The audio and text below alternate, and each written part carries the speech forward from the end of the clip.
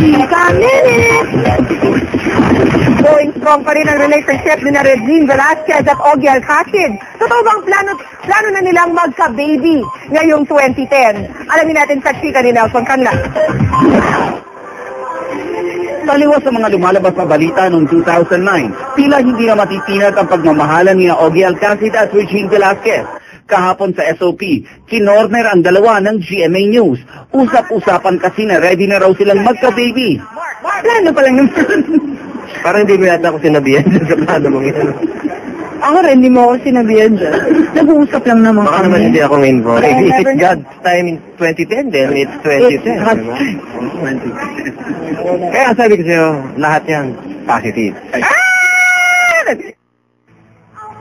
Magiging busy raw si Regine this year. Ngayong taon daw kasi nakaplanong matapos ang kanyang dalawang pelikula, isang album at isang birthday concert.